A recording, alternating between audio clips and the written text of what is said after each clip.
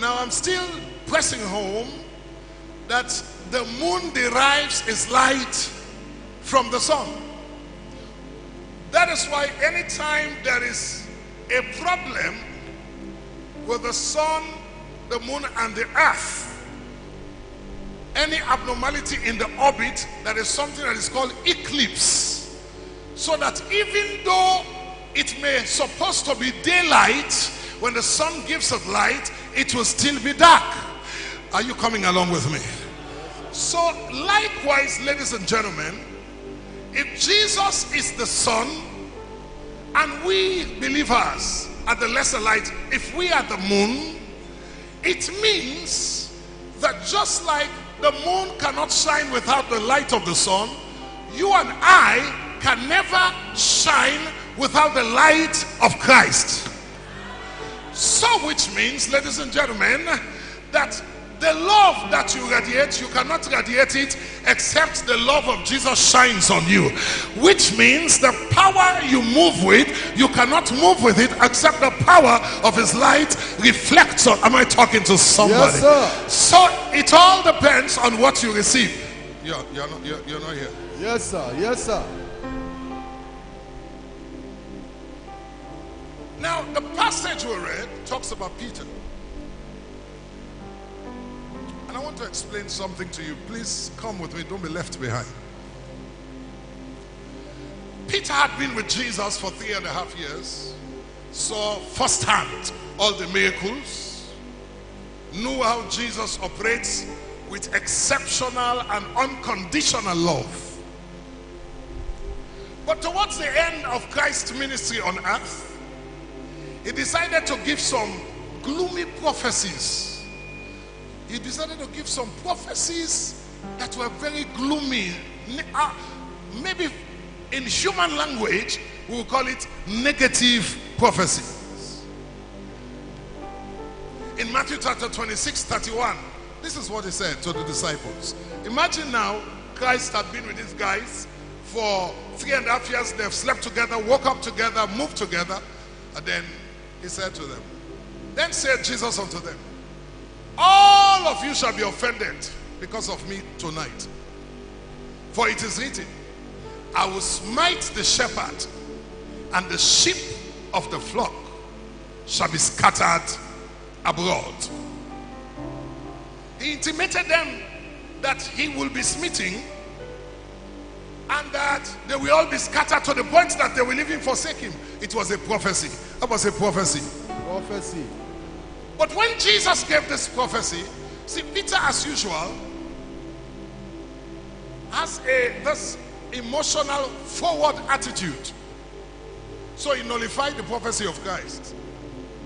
Go to verse 33 for me, media, please. Verse 33 says, now this is how he responded to the prophecy of Christ. Peter answered and said unto him, though all men shall be offended because of thee, yet will I never be offended. So in another word, Peter was saying the prophecy of Christ is not valid, because Christ said all of you, but Peter is saying minus me. You're not talking to me yet. He continued. When Peter made this statement, so Christ said, okay, I spoke that. Now Peter, let me focus on you now. Let me prophesy to you. Give me verse 34. Jesus said unto him, verily I say unto you, that this night, before the cock crow, thou shalt deny me thrice. It's like he was saying to Peter, okay, Peter, I gave a general prophecy. You didn't believe me. You are trying to remove yourself. Now, let me be specific. Let me move from the general to the specific. You, this Peter man, that you are talking like this now. This night, I'm not saying tomorrow. I prophesy to you, Peter, whether you receive it or not, you're going to deny me thrice. I thought by this time Peter would have learned his lesson, shut his mouth, and said, Lord, so what do we do? You have to help me. But he still tried to nullify the man's prophecy. Go to the next verse. Peter said unto him, though I should die with thee, yet will I not deny thee. Likewise, all the other disciples. Ladies and gentlemen,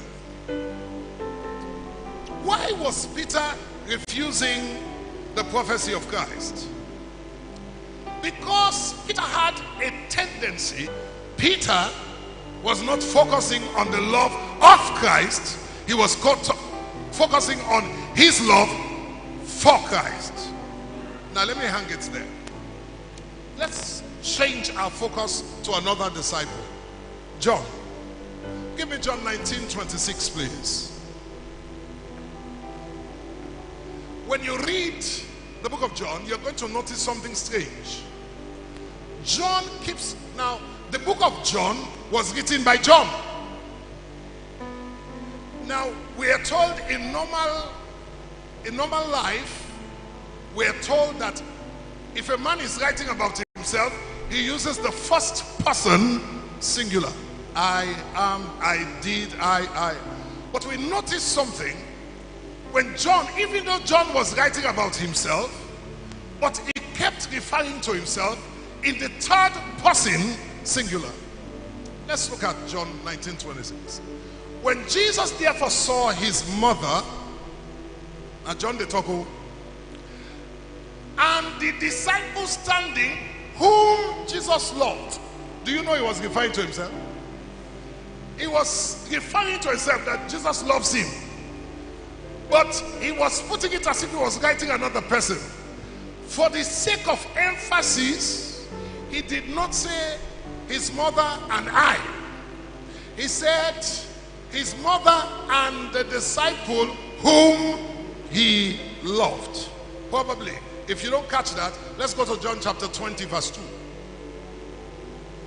John 20 verse 2. Then she runneth, am I right? Is that right? Alright? Then she runneth and cometh to Simon Peter and to the other disciple completed. Jesus Lord. Who was he referring to? Himself. Himself. Why this man kept referring to himself, the disciple who Jesus loved? Come with me to 21:7. John chapter 21 verse 7. John chapter 21 verse 7. Therefore, that disciple whom Jesus loved said unto Peter. Who was the disciple? John. Please talk to me. John. One more time. John. John. But he kept saying the disciple whom Jesus loved. Oh God. Look at 21:20. John 21:20.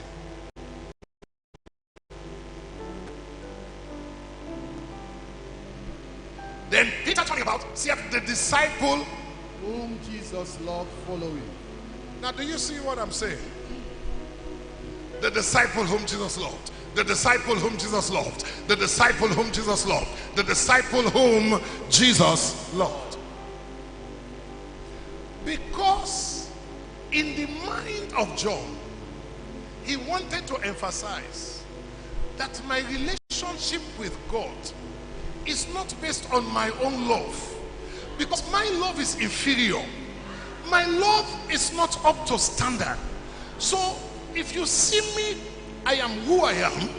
It is based on the love of Christ. It's not my love.